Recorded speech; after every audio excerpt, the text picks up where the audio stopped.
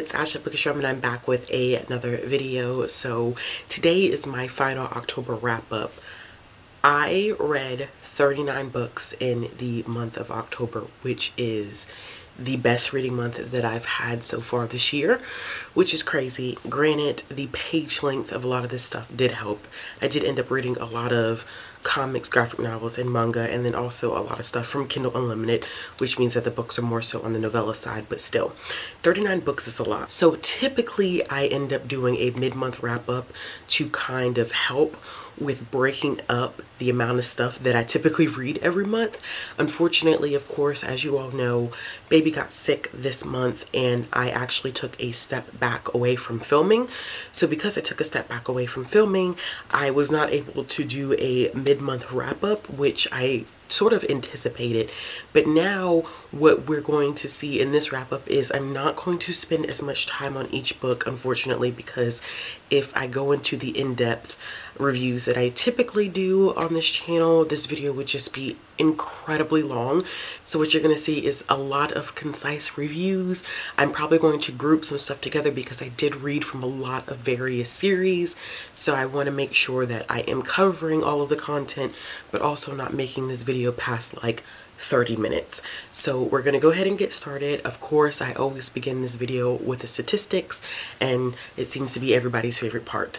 I hate compiling the statistics, but it's very, very cool to look at when it's like the finished product. Okay, so this month, as I said, I read 39 books with a page count of 7,315 pages. In terms of genre, I read 0 nonfiction, 1 thriller, 0 picture books, 0 historical fiction, 10 graphic novels, comics, and manga, 16 romance/contemporary, 0 mystery, 4 realistic fiction, 3 horror, 2 paranormal, and 3 science fiction fantasy. Now, one thing that I do want to highlight about how I do my genre breakdown is that I go with the main genre that's being represented. There are a lot of these books that are crossover, especially with some of the novellas that I read on KU. A lot of them are Halloween romances, so I went with a romance because that was the predominant genre that I was seeing. In terms of age breakdown, I read 2 children, 5 middle grade, 4 young adult, and 28 adult. In terms of format, I read 8 physical books, 18 ebooks, and 13 audiobooks. In terms of source, 7 of the books were owned, 13 were borrowed from the library, 3 were ARCs or review copies, 10 were from Kindle Unlimited, 0 were from Maro Unlimited, 0 were from Libro FM. Unfortunately, I didn't get to listen to anything out of Libro FM this month. And 6 were from Audible Escape, which Audible Escape will no longer be a part of these statistics as of November because of the fact that, unfortunately, Audible Escape is no more. There is Audible Plus, so if you had Audible Escape, I think they're giving us a 3-month trial of Audible Plus. So I may throw that in depending upon whether I like it or not and whether I actually listen to anything from Audible Plus. From the other statistics that I keep track of, I read 1 book that had LGBTQIA+ rep, 2 were translated, 20 were own voices or diverse, 0 were over 500 pages, 10 books were rereads, so I reread a lot of stuff this month, and 16 were written by Black authors. In terms of star rating, I gave 1 book 1 star, 2 books 2 stars, 1 book 2.5 stars, 10 books 3 stars, 1 book 3.5 stars, 16 4-star books, 1 4.5, and 7 5-star books. So overall, October was a good reading month. My average rating for October was 4.55, which is significantly higher than both August and September, which is great because those were a little bit, I think like 3.65 and 3.89 were the average ratings for August and September. So 4.55, clearly I was loving everything that I read this month, which is great, absolutely amazing. In terms of publication, I had a wide variety. 17, which is about half of what I was reading, close to half, were from 2020, 2 were from 2019, 4 were from 2018, 1 was from 2017, 2 were from 2016, 6 were from 2014, 1 was from 2013, 1 was from 2012, 2 were from 2009, 1 was from 2008, and 2 were from 1992. Okay, so we're gonna go ahead and jump into the books that I read. So remember, I'm gonna keep these as concise as possible. If you're interested in knowing more of my thoughts, remember that my Goodreads, I do write full reviews for every book that I read on Goodreads. So make sure that you do check out my Goodreads account if you want more of in-depth explanations of stuff. Okay, so let's go ahead and jump into the books. The first two things that I read are part of the Night Huntress series by Janine Frost. They're both novellas. The first one being Reckoning and the second one being Happily Never After. And these are just prequel books that talk a little bit about Bones' adventure and some other characters that we see later on in the series. I'm not sure if they need to be read with the series. I just thought that these would be neat to read because I saw that my library had them on audio, and I really did enjoy the first book in the series, and I just like Cats and Bones together. Like, they just are a great couple, and this doesn't so much focus on them as a couple. Like I said, this focuses on some adventures that Bones had prior to meeting Cat, and we get to see a little bit more of the Night Huntress world outside of Cats. And I think that it's fun to read them if you're really into the books or you're really into the universe itself, but I don't know if they're necessarily ones that you need to read in order to enjoy the series as a whole. I ended up giving Reckoning 4 stars. This focuses on Bones and a kind of adventure that he has in helping another vampire out somewhat, somehow. I don't even want to get into details because it's really short, but I did give that one 4 stars. And then I gave Happily Never After 3 stars because it features 2 characters that I was not familiar with, and Bones is not really even part of these books, so it's kind of like a standalone independent romance between 2 of the characters. But from what I read, I think these 2 characters do appear later on in the series, so maybe it will make more sense once I see them as characters. But it wasn't just novella that was like, oh my gosh, I'm super excited to have read this. So I did kind of give it 3 stars because it was kind of middle of the road, mediocre. Okay, so the next 3 things that I read, I kind of did a binge on some comics because I was just dying to read some comics. The first one that I ended up reading was The Strand, and I ended up giving this one 4 out of 5 stars. The Strand is essentially a comic book series that is based on the television show, which is based on the book series, and it's about these vampires in some sort of ways, but I don't even want to really explain how, because that's the fun of reading the comic. But I will say that it does deal with some form of investigating infectious disease, although that necessarily may not be what it is.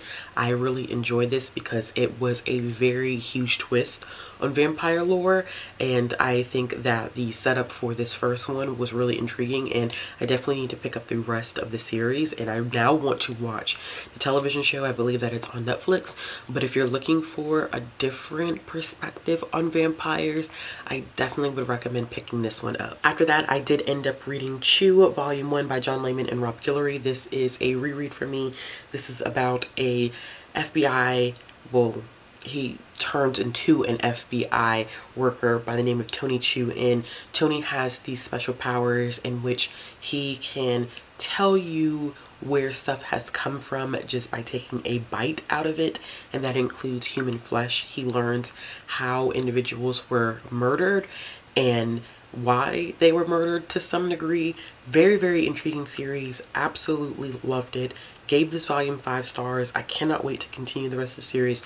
If you're looking for a new comic to check out, I highly recommend looking at Chew. So after that, I explored a new series called Unnatural, and I had marked this on my Hoopla as one that I was interested in checking out, and I was like, okay, let me just go ahead and dive in and read it. So I did end up reading both Volume 1 and Volume 2.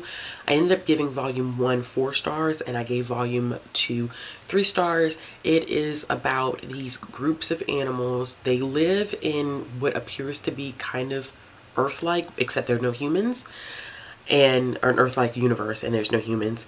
And what ends up happening is that there are these laws in which you're not allowed to mate outside of your species, and you are not allowed to mate with same-sex individuals within your species. So it is an interesting commentary. It's done by an Italian writer and artist, And I was very intrigued because it's about this pig by the name of Leslie, and Leslie keeps having these dreams about this wolf, and she's having basically these sexual dreams about a wolf, and she knows that the relationship is forbidden, that it could never happen. And once you hit, I believe, the age of 25, they actually enter you into a government program to help you find your match, and things go horribly wrong. And we found out that Leslie has some ties to probably some ancient powers, and that's all I'm gonna say. I thought that the first one was done very well. I love the art, I love the paneling, the inking, the coloring. I like the storyline. I like where it was going. The second volume, unfortunately, just fell a little flat for me. It didn't grasp what I thought was going to happen after the first volume, and I'm trying to be as vague as possible, but there was just some cliffhangers that happened in the first volume that I thought maybe I was going to get a better understanding of in the second volume, which is not that I didn't, but it just didn't grab me as much as the first volume. I have the third volume checked out and I started reading it, but we're going to see where the rest of the series goes. But like I said, if you're looking for something that's a little on the different side, I would check this out. And I read another comic book by the same author slash artists later on in the month of October. Okay, so after reading those, and this is kind of going to go in and out of chronological order just because, like I said, I'm going to group some stuff together that's in the same series. That way I'm not spending too much time talking about each and every individual book. So the next thing that I see that I've read was Birthday Girl by Penelope Douglas. This was my second read of Birthday Girl. I read it last year as a ebook, and then this year I listened to it on audio, and it was one of my favorite romance books of 2019. It was just as good in 2020. This is a taboo slash forbidden romance slash age gap romance that I thought was just done phenomenally. So Birthday Girl is essentially about a character by the name of Jordan, and Jordan has this boyfriend who just really is not the most attentive boyfriend.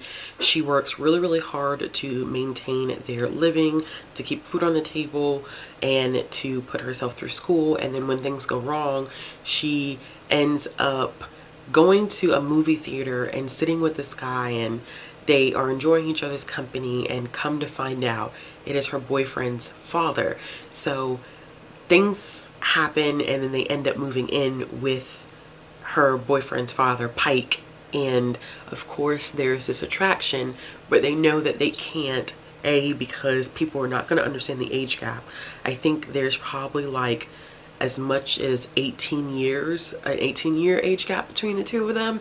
And also she would be dating her boyfriend's or ex-boyfriend's father. So of course there's that, I don't know, that awkwardness there. But this is a slow burn romance, and I am a huge fan of slow burn. And I actually didn't realize that I was a fan of slow burn until I read Birthday Girl. And that's when I realized that I love that angst and that get together already. The sexual tension is just so high, and it just makes me smile and giddy, and I just act like a little kid. But it is so well done, so well written.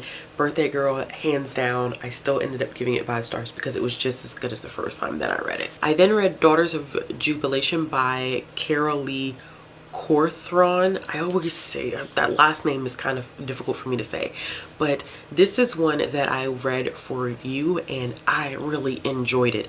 I think this is a southern fantasy that features a black female lead, and what is crazy to me is that this is just not getting the amount of buzz that I wish it was getting. I have another video talking about this book. I think that this video is going to go up first before I talk about it in another video, but I do feel like it should be getting a lot more buzz. It focuses on a young girl by the name of Eveline, and she has these powers that seem to have been passed down from generation to generation, and it's called the Jube, and she figures out exactly why she has these powers. And what I loved about this book is that it was not what I thought it was. This is something that I hadn't seen done before in terms of magic system and the purpose of the magic. I had never seen this before, which is what made it such a unique read for me and why I really did end up enjoying it. I loved that this book was extremely sex positive. Like, there is sex on page, but there is also open conversation about sex and protection. And while her mother's like, you know, I really don't think you're old enough to be engaging in sexual activities, but I know that you're doing it, and I would rather you be safe than try to force you not to do it or like not have a conversation about it. And I really respected that, because I think those are conversations that teens need to see more. While even me being a parent, like, I'm not going to want to see my teenage child engage, or you just don't want to think about that, because you as an adult know, of course, things that they don't know yet, but there's always that possibility that they are sexually active, and having those open conversations leads to a lot better outcomes than trying to force them not to not talk about it, to not talk about protection and safe ways to engage in sex. And I love that this was a conversation that was happening, because a lot of times I feel like people shy away from that. I feel like writers shy away from that, and she didn't, which was completely amazing. I also think that this book is super unique because it does take place during Jim Crow South, which is not a setting that we typically see in fantasy. And this is not like fantasy in the sense that it takes place in a different world. It takes place in our world, but it takes place in 1960s, 1950s Jim Crow, and the magic system is heavily related to that. So that's all I'm going to say. If you haven't read Daughters of Jubilation, I was talking about it on a live. I definitely recommend checking it out, and I ended up giving this one 4 out of 5 stars. Okay, so I then read Long Way Down, the graphic novel, which I also read for review by Jason Reynolds, and I don't think I even really need to say much about this one. If you haven't heard of Long Way Down, I definitely recommend reading the book first. I also recommend listening to the book on audio because Jason Reynolds reads it, and this is definitely a conversation about the cycle of violence and how we shouldn't perpetuate stereotypes onto anybody, but particularly kids, like labeling kids, and how that hurts them when you associate them with certain labels instead of being empathetic and trying to learn why they become so involved in things like gang violence or cyclical violence. And this has to do with the fact that we have a kid who is trying to avenge the death of his brother because he's been taught that you don't cry, you don't snitch, but you always do a payback. Like, you always make sure you get revenge. And it's a tough conversation that happens in this book, but I loved seeing it in graphic form. It just added a different element, but I also think that listening to it first through Jason Reynolds' voice, you will appreciate it that much more. And of course, I ended up giving that one 5 out of 5 stars. The next book I read was One of Us is Next by Karen McManus. This is the second book in the One of Us is Lying. I don't know if this is just going to be a duology or maybe a series. I feel like it may just be a duology. Listen, this was good, okay? I can't say really much about it at all because it is the second book. It is a YA thriller. I just want you to know that I like this one better than the first one. I saw the first twist coming because I felt like it was apparent. The last 5 pages of this book had my mouth like dropped open. I was like, what? I didn't see that coming. And it's super true. I did not see the last 5 pages of that book coming. So it ended up being very good. It deals not so much with all of the characters from the first book, but they are in this book. And some of them have to do a little bit with it, but then not really. I still would recommend reading them in order, not out of order, because of the fact that I think you'll get more out of reading it and more enjoyment out of the experience of seeing the characters from the first book in the second book. And I ended up giving that one 4 out of 5 stars. Next, I read Micah the Good Girl, which is the second book in the Fly Girl series by Ashley Woodfolk. This I read as an review copy, and I gave this one 3 stars. I did not enjoy it as much as the Lux book, which is the first book in the series, because of the fact that I think that there was so much more room for conversation. This has very, very great anxiety rep. It has trigger warnings for death of a family member. Of course, you see mental illness rep on page. I just feel like there was a very strange relationship between Micah and her parents. They were all grieving in their own ways. And I think this is a great conversation about not only mental health, especially in the Black community, and good representation, or I think, because I can't speak of my own voices, I think what would be considered good representation of anxiety, but it also showed that family members grieve differently, and the way that they grieve often impacts how they function with each other after a traumatic experience. And while I thought that that was a great component, I think that her parents were doing some things that were unfair and borderlining kind of on the cruel, mean side, and there never was a conversation about it, and there never was a resolution to that. It didn't have to be neat and tied in a bow, but it was kind of just glossed over, and I felt like there was more room and more opportunity to talk about that. So because it seemed like it was going to be such a big issue and then it was never really explained or clarified, it made the book fall flat to me. So I only ended up, like I said, giving that one 3 out of 5 stars. But I am interested in seeing the other 2 books that are going to come from the other 2 girls' perspectives. The next thing that I read is The Only Black Girls in Town by Brandy Colbert. This is my second Brandy Colbert book that I read this year, and this one is a middle grade book that focuses on 2 characters, Alberta and Edie.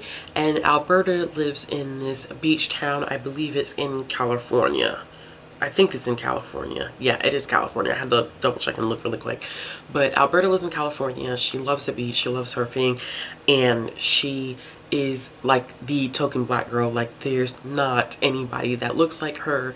She has a best friend, but her best friend doesn't really understand the experiences that she goes through in being Black, and she wants to have a friend that's also Black that she can better relate to, especially another Black girl. And her wish essentially comes true when a Black family moves in, I think right across the street from them, either right across the street or next door, one of the two.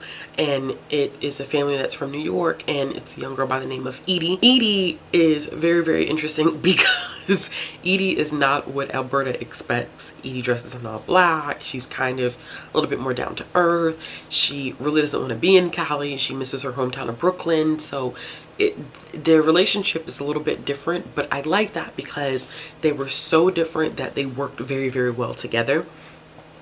And I don't think Alberta was expecting that, but this focuses on some journal pages that they find in, I believe, Edie's room, because Edie lives in the attic. And then they end up trying to do some research, and they found out that their town has some really dark, deep secrets.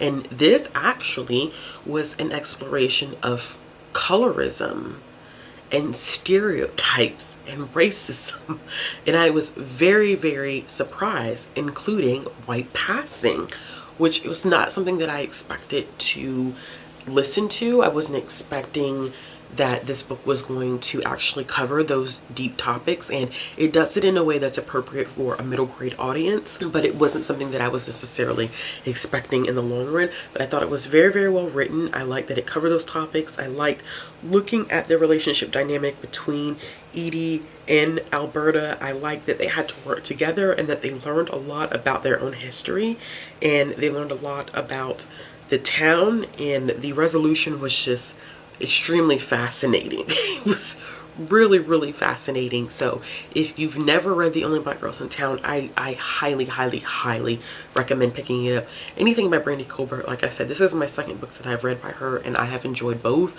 And I have, I believe, like 2 more on my shelf that I need to pick up. The other one that I did read this year was The Voting Booth. The next book that I ended up reading was 3 Keys by Kelly Yang, and this is the second book in the Friend Does series. I'm hoping, y'all, that there are more books. I'm so hoping that there are more books, because this is just a phenomenal middle grade series. So this one picks up directly after the events of the first book, where Mia and her family are in the hotel. I won't say too much because I don't want to spoil the first book, but this one more so focuses on Lupe, who is Mia Tang's best friend, and they end up going to school, and they get this teacher this year that is horrible. She's awful. She clearly has these views and perspectives about immigrants, and she treats the students in her class that identify as BIPOC differently from the white students. And it's just so hard reading those sections because I have experienced that myself, but there was this added aggression or added microaggression of immigration and undocumented immigrants that she kind of fell into and that she perpetuated towards her students, which was so harmful. But this actually is almost a novelization of Prop 187. It was a law that passed where it harmed undocumented immigrants, I mean horribly. Children couldn't go to school. Healthcare was reduced. There was actually a young boy who ended up dying as a result of Prop 187. And since then it's been repealed. But I like that Kelly Yang did a lot of research and talked to communities that were specifically affected by Prop 187, and that there are people who supported it because it passed. And this is such an important conversation now, especially in election year climate, where it's no reason why people's human rights should be up for debate. we shouldn't debate people's human rights. And to know that kids were told that they no longer were allowed to go to school, it was just heartbreaking to listen to this and listen to Lupe's experience. I almost wish a little bit that this book was from Lupe's perspective, but we did get a lot of conversation and insight from Mia's perspective. But I gave this 5 stars, y'all. If you have not picked up the Front Desk series, I really implore you to give it a try. After that, I did end up reading A Menagerie by Tuti Sutherland, and I believe this was co-authored with her sister Carrie Sutherland. And I read this one because, as you all know, I'm a huge fan of Tuti Sutherland's book, the Wings of Fire series. And I was like, oh, I want to try out another middle grade series that she has written, which is the Menagerie series. And this one was not as good as the Wing of Fire series. It is about a boy named Logan who ends up finding a griffin, and he meets these other 2 kids that work at this zoo, but it's a menagerie, and it houses all of these mythical creatures, and essentially the griffins have gone missing, and it is literally a journey for them to find the griffins again. And it wasn't something that I particularly was like invested in. I didn't really care for some parts of the book. I was just kind of like, okay, I don't really care. That was my type of feeling towards it, which I didn't like. But I did like the writing, and I did like learning more about the mythical creatures, but it just wasn't enough to make me want to even continue the series. And it was slightly a disappointment because I just expected more, especially with the brilliant storyline that comes with the Wings of Fire series. So I only ended up giving that one 3 out of 5 stars. I then ended up reading 2 Goosebump books, which were Monster Blood and Say Cheese and Die. I ended up giving Monster Blood 3 stars. I gave Say Cheese and Die 3.5 stars. These, of course, are children's horror books. They all have these weird twists to them. Monster Blood is about a boy that goes and lives with his aunt, and he ends up buying this tin of monster blood that he thinks is a toy, but the monster blood just keeps growing and growing and growing and growing to the point that it's out of control. Say Cheese and Die is about a group of 4 kids who find this camera in this abandoned house, and whenever they take pictures, the pictures come out being really demented, and the things that the pictures, like when the photograph comes out, whatever is in the picture actually does end up happening in real life. I think I enjoyed this one a lot more because the body horror in it was just super crazy. Like things that you could actually see happening injury wise happen in this book. So it was really creepy, but I'm enjoying my reread of the series. I think probably this month or next month I probably will pick up the next books with book 5 and 6 in the original 62. Okay, so I then read a quick novella by Lucia Jordan, which is Rock Hard, and this is a menage romance. So the main character, Dallas, ends up coming back home to live with her brother and her dad, and she meets these 2 two guys that she grew up with, that she was friends with, and she always had an attraction to them. She had heard stories about them having like menages with other people at her school. She wasn't sure if this was something that would ever happen with her, but of course when she comes back, she feels that attraction to the both of them, and of course things happen. Her brother gets super pissed. This is really short. It was only like 30 pages. What I found out was, one, it ended on a cliffhanger, and Lucia Jordan does not finish her series at all. She writes books with cliffhangers and then she just won't finish it at all, and then she'll say like, book parts 2 through 4 are now available on Kindle, and they're not really available. So that was just a really crappy thing to do. Then on top of that, I wasn't super invested in the story. I didn't really care for the writing. The writing was just not that great. I thought that the menage scene was really hot, but outside of that, it just wasn't enjoyable. And I should have known, because I had already read a Lucia Jordan book a few years ago, and I gave that one star. So I should have known that I wasn't really going to enjoy this one, and I only ended up giving this one 2.5 stars. Okay, so next I'm actually going to end up talking about 5 books in a series. They kind of cross, it's 2 series, but the series crossover. So I'm going to talk about all 5, and this is the Addicted series and the Callaway Sister series by Becca and Krista Ritchie. They are twins who write new adult romance, and I read 5 books from them this month.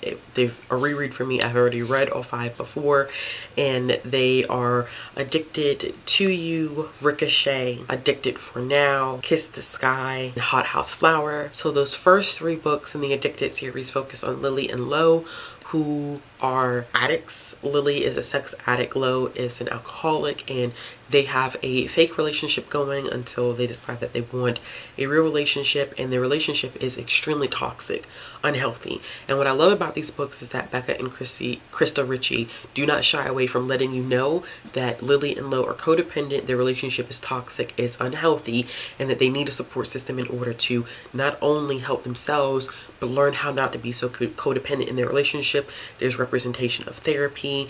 There's a lot of drama that does go on, and it does get super intense. There is verbal abuse from a parental figure.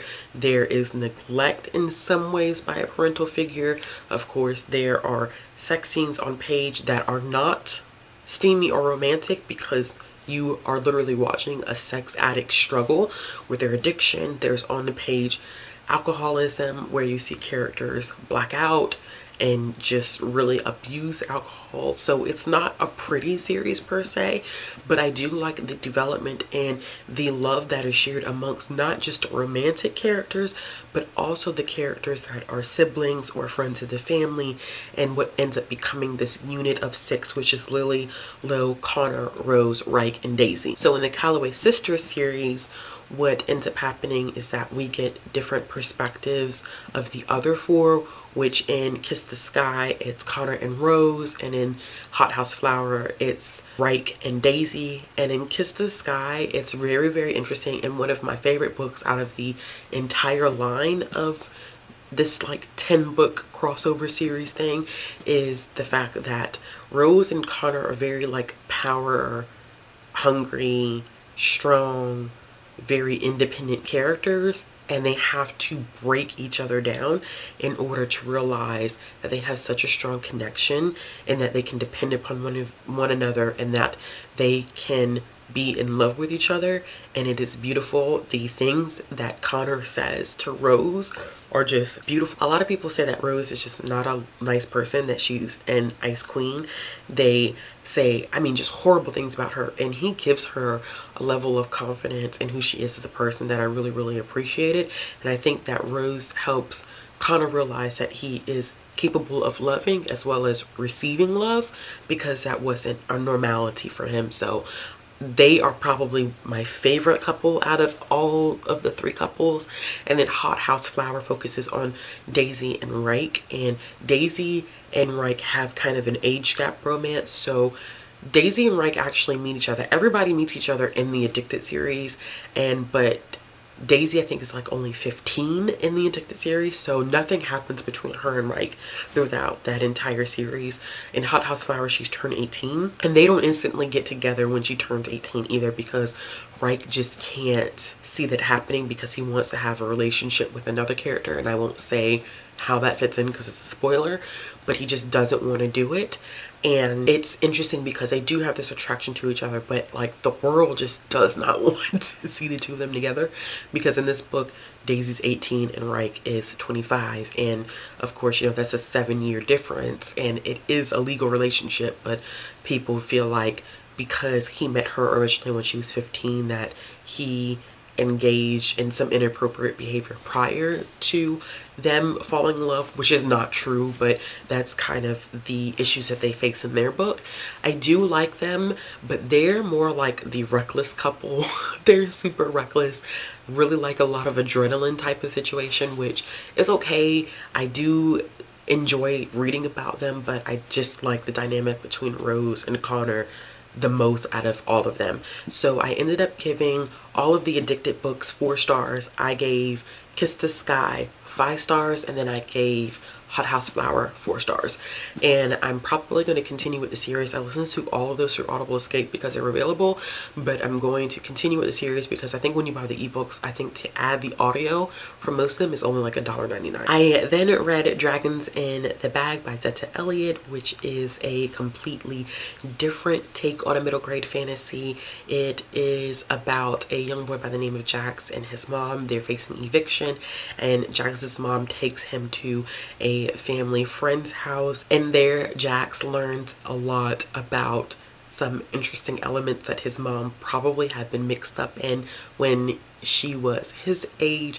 This also has a different type of fantasy, kind of like I was talking about Doors of Jubilation. This one had some portal elements to it and some dimensional fantasy elements that I have not necessarily seen. There was these great conversations surrounding the history of Madagascar, which I thought was very unique, and I really enjoyed the writing. I read another book by Zeta Elliott this year, and I only ended up giving that one, I think, 3 or 3.5 stars, which is Mother of the Sea. But this one, the writing was so much better, and I ended up giving it 4 stars, and I definitely do plan on reading the second book because it's currently out. After that, I did end up reading Kakario, which is Bed and Breakfast for Spirits by Wako Ioka. And this is a random manga series that I decided to try out because I was looking for more food-based manga, and this is, I can't say her name, it's AOI, and I'm not sure how to pronounce that. She's essentially being sold to this demon spirit because her grandfather made some really crappy choices, and she gets transported to the world, and she kind of has to figure out how to function and live. And I think that she's going to end up owning her own restaurant within this world. I'm not sure yet because this is definitely just like the building. The first volume is just building the background story. I really like the art. I like where it's going. I just checked out the second volume. I have it sitting on the couch over there, so I'm excited to read it, and I ended up giving this one 4 out of 5 stars. I then read Ghosted in LA by Sina Grace, and this is a comic book series about a young girl who actually ends up going to LA to go to school for her boyfriend. She gets to LA, her boyfriend breaks up with her, and then she ends up moving into this house because her roommate is really crappy, and this house is inhabited with ghosts who all have different abilities, and we learn a little bit about their backstories. This one I'm kind of torn on because I really love the artwork, but I felt like the story wasn't fleshed out enough. I feel like we could have gone more into the background of the ghosts that were living in the house, their abilities, why they're stuck to the house. I'm sure that's going to be explored in later volumes, but I didn't like the setup for this. I think the premise is really cool. I think it speaks a lot to relationship dynamics. I think that it explores some interesting topics. There's a lot of queer rep in this one, but I am not sold on it just yet, if that makes sense. I think that there's a lot more that can be done with the series, and I'm interested in seeing what's going to happen with the second volume, so I only ended up giving this one 3 stars. The next one that I read was Otherworldly Izakaya Nobu by Natsuya Samikawa, and this one is another food-based manga that I was really interested in reading, and this takes place in a fantasy medieval German town where Nobu pops up, which is this Japanese restaurant that no one can figure out where it came from, and it's in like this back alley and it's not really plot driven. It's very much so about the characters experiencing Japanese cuisine and kind of trying to create this cross-cultural relationship between Japanese and German cuisine, and you see the characters just grow to appreciate it. It's about eating and how food can make you feel warm and happy, and how all your troubles can melt away when you're at your favorite restaurant that gives you just positive vibes, friendly vibes. And I really just liked it. It really is not plot driven. It's just another foodie manga, and I think that the art was well done. The story was easy to follow. I learned a lot of new Japanese food terms. I learned a lot of German food terms, so I can't wait to read the second volume. It's sitting on my shelf over there, and I ended up giving this one 4 out of 5 stars. After that, I ended up reading Hex Wives, which is supposed to be this witchy type of comic that I think the witches in it are very powerful. They get trapped and they become 1950s housewives. It's supposed to be a commentary on feminism and power dynamics and the relationship that married couples have. And the premise was really, really cool, but the execution was horrible. The execution of this was horrible. The characters were flat. I think that there could have been so much exploration, and then on top of that, they tokenized the only black character in the book that was a witch. This is taking place in 1950s suburbia, okay? There's no reason why the black individual in the book should be saying something like, "Well, this is so lit." It's not the vernacular that would have appeared in 1950, and I feel like it was very tokenizing, and it just did not work well at all. And it was going fine, and then it just kind of, with each issue that I was going through, I was like, this is just not good. And by the time I got to that final issue, I was like, yeah, you know, we were going for these certain conversations and you just didn't execute it well. I didn't like any of the pointers that the writer was attempting to make about feminism and racism. It just wasn't good at all. And I only ended up giving that one 2 out of 5 stars. Okay, so this definitely would not be a month of good reading if I didn't include a book by Jacqueline Woodson. So I did end up reading Harbor Me, and Harbor Me is about these middle grade students that all have their different issues. I mean, we're talking about death of a parent, incarceration of a parent. There is conversation about racism, classism, conversations about deportation and undocumented immigrants. It's a lot. And I think that Jacqueline Woodson really wrote this because she is an advocate for youth, children, teens, whatever, in the form of literature. And this really advocates for youth to have safe spaces, not only to be themselves, but to have conversations with one another without the judgment of adults.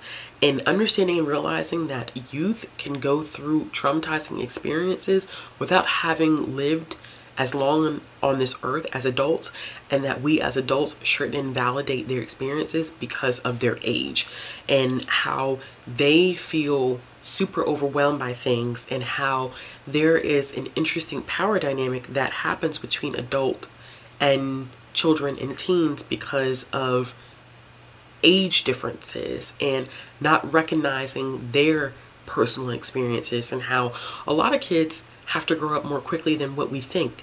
We look on the outside and we see this number, but their experiences have made them older.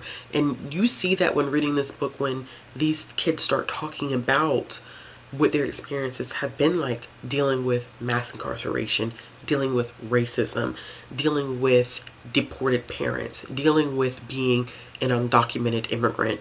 It is such a powerful book, and I expect nothing less from Jacqueline Woodson because she's just a phenomenal human. I always say that because it's so true, but I expect absolutely nothing less, and I ended up giving this one 4 out of 5 stars. And the last comic book that I read in October was The Woods by James Tynion IV. This is about a school that gets transported from Earth to this strange planet. And this one, as far as the artwork is absolutely beautiful. I really love the artwork. I love the bright colors. I love kind of like the choppy, edgy feel of the artwork. This one is a great exploration of the power dynamic, once again, between adults and youth, especially in the form of teachers and youth. And it looks at what situations where survival of the fittest comes into play and how people change and who they become when survival is on the line, and who takes charge and who doesn't. And they end up on this alien planet. Of course, they know nothing about it, and they're trying to figure out what exactly is going on. There's a science fiction element to it, and they are breaking off into these groups to explore this world, and this one ends kind of on a cliffhanger. And I think that this is okay. This is one of those comic book series, once again, that does the setup, and the setup is kind of blurry in the beginning because you don't know exactly where it's going, but it could potentially be enjoyable. And there are characters in here that I really enjoyed and characters that I didn't enjoy. There's one lead character that is just arrogant that I don't really like. So, and he appears a lot. It kind of took me out of my element of reading it, but I will be picking up the second volume. I think that instead of buying it, I may just check it out from Hoopla, because I don't know how invested I'm going to be in this series, because I did only end up giving this first volume 3 stars. Okay, so after that, I was really intrigued and invested in finding some Black Halloween romance, some Black indie Halloween romance, and I did find a series, and it is the Booze and Booze, so BOOS and then BOOZE series, and it is written by 6 Black indie romance authors. It's kind of like they got together, just like the, what is it, the Luminous Cruise Ship Chronicle series that I read, that was based on just all these individuals going on a cruise and finding their romances and stuff. This is kind of that same type of element, except all of these books take place in the same town, and it focuses on a Halloween party that they all go to, and each couple of course has their own romance. Some of the authors went with a definite like spooky element, others went more like thriller side, so it was interesting to see everyone's different takes on this. I read the first 5. I'm currently reading the 6th and final book now, so I'm just going to go through and tell you the titles and the star ratings that I gave each title. The first one is Costume Cuddy by Shanicia C. Higgins. I ended up giving that one 4 stars. The second one is The Wrong Wicker by Ashley Nicole, and I gave that one 3 stars. The third one is The Stroke of Midnight, which I gave 5 stars because it was just brilliantly done. The main character of this one is going through a grieving process of losing her husband, and it just, oh my gosh, it was just such a beautiful story. It was so good. I loved it. 5 stars. Best one in the series. The fourth one was Eerie Obsession by T. Key, and I gave this one 2 stars. So I actually got that wrong. Eerie Obsession is the 5th book. The 4th one is actually Halloween Spice by Turtleberry, and I gave that one 3 stars. And then I found another duology. I'm not even sure what the name of the duology exactly is, but the first book is Trick, and the second one is Treat, which is really cute. Trick is just about 2 main characters by the name of Denard and Tyra, and they end up going on a date, and the date doesn't go as Tyra expects because Denard is like this neo soul art, I like to go to the coffee shop a type of guy, which is me. Like Denard is perfect. But it doesn't go as planned, but it ends nicely for both of them. Like, this is only like a 30-page novella, but it was really, really good. And I ended up giving that one 4 out of 5 stars. The next one was Treat, which was also really, really good. I gave this one 4 stars as well because this one focuses on a married couple. I know a lot of time when we read romance, we instantaneously think like, oh, you know, like it's got to be these two people who meet and they fall in love. But I actually want to read more romance where the couple is already together and the romance aspect of it is focused on them rekindling and keeping their romance fresh and fun. And it's about this couple that has been together for quite a while, Mike. And Mike is very aware of the fact that he's very low-key when it comes to the relationship that he has with his longtime girlfriend, and that she's nervous about marrying him because he's not willing to explore a lot. But on Halloween, he takes her to a certain place. I don't even want to tell y'all, but he takes her somewhere and he meets her needs in a way that she needs them met. And it was good. It was good. I enjoyed it. 4 stars. The next Halloween book I read was so wrong, so messed up, and it is Taboo, a Halloween erotic short. And this was written by Fatima Monroe. Okay. I was like, ooh, it's going to be taboo. So of course it's going to be something that I'm not going to see mainstream wise. And it was essentially supposed to be about a set of twins, and I figured that, okay, it's about a set of twins, they're going to meet somebody and then they're both going to end up like hooking up with a guy, and then they're both going to continue to hook up with the guy. What I didn't expect it to be was a menage where both sisters hook up with the guy and they hook up with each other.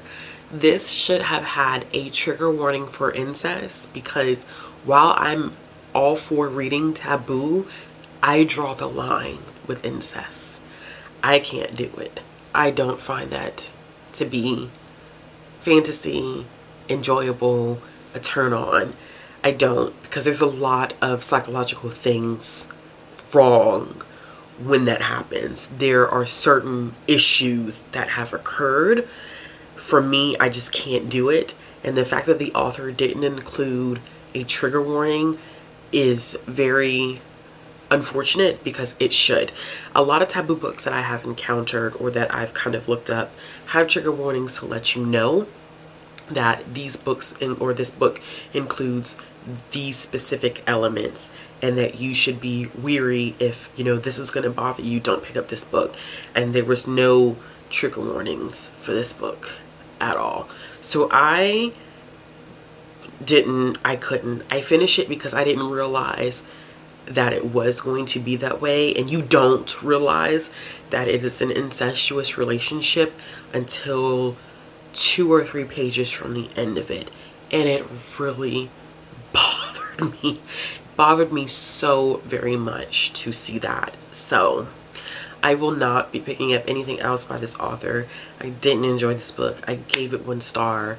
I was so pissed. I was so very pissed at that. I then read Sanctuary by Alexandria House. This is a noir immortal story, and I gave this one 3 stars because I thought that the premise was really interesting, and I almost don't want to say anything about it because it does spoil it. And this is short. This is like 75 pages, and there's not really much for me to dance around without spoiling it. But it's not a vampire story. I think some people are going to look at it and think it's a vampire story. It's not.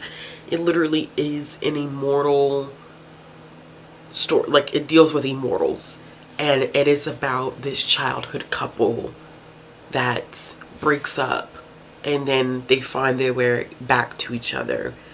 And I liked it, but I wanted more world building, because the world that House created for this book I found very, very intriguing and very, very different. But because it ended up just being a novella, we didn't really get that. And I know that novellas, like, I know that authors like, you know, this is a novella, it's not supposed to have a lot of character development and plot, and I get that. I don't expect all of those elements when I'm reading a 30 to 100-page novella. But I think that if House would have considered this, as a possibility of being a full-length novel, it would have been a lot better. It would have been so much better because it would have gave her the opportunity to do a heck of a lot more exploration of the world and building, and I think that would have been super intriguing. I like the romance. I did like the romantic element, but I think that that could have been played on a little bit more. And the last book I read was for our Patreon buddy read for the month of October, and that is The Year of the Witching by Alexis Henderson. This was phenomenal. 4.5 stars. This has been marketed as a cross between the Salem Witch Trials and also The Handmaid's Tale, and I agree. I agree. I've only seen a couple episodes of The Handmaid's Tale and I haven't read the book yet, but this is dark, and I'm not sure why people are saying that this is YA. This is not. This is adult. This is not why. As a teen librarian, I would not put this in my teen collection because the sheer amount of trigger warnings in this book are amazing. It's a lot. It's a lot. I think that this is such a great commentary on just organized religion. She had a lot to say about organized religion in this book. She had a lot to say about how women are treated in patriarchal societies. And this is all through the lens of witchcraft and what is it called? Fantasticism? I can't, when people are fanatics, like religious fanatics. Yeah. There's a lot. This was a lot, and I annotate. I haven't put my tabs in yet, but one of my favorite quotes from this book was one that I think is extremely applicable to now, which is, good people don't bow their heads and bite their tongues while other good people suffer. And I was like, well, damn, isn't that applicable to 2020? So this is super applicable to 2020. I think that this is a great debut. I found out, thank you to Terrell, that Alexis Henderson is writing a second book. All I want to say is that if you have not picked up The Year of the Witching, you definitely need to pick it up. The writing's fantastic. The world building's fantastic. The creep element is on 10. It is super creepy and eerie. It is, I feel creeped out talking about it right now because it's like 1 o'clock in the morning. But this is super, super creepy. I highly recommend y'all checking out this book, and I gave it 4.5 stars. Alright, y'all. So that was the 39 books that I read in the month of October.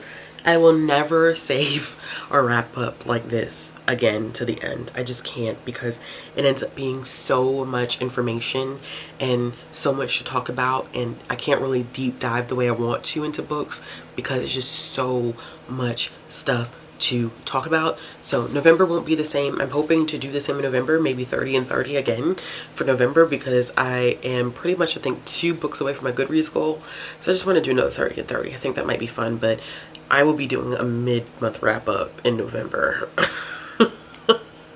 This won't happen again. This can't happen again. Or I'm going to have to switch to like weekly wrap-ups, which I don't want to do, but I don't, you know, that would be crazy. Anyway, y'all, let me know in the comments below what you read this month. If you like this video, give it a thumbs up. If you want to see more content from me, click the subscribe button. If you are interested in supporting my channel anyway, all the links are down below. If you're interested in following me on social media, those links are down there as well. As always, I will be back with another video soon, and I will see y'all later.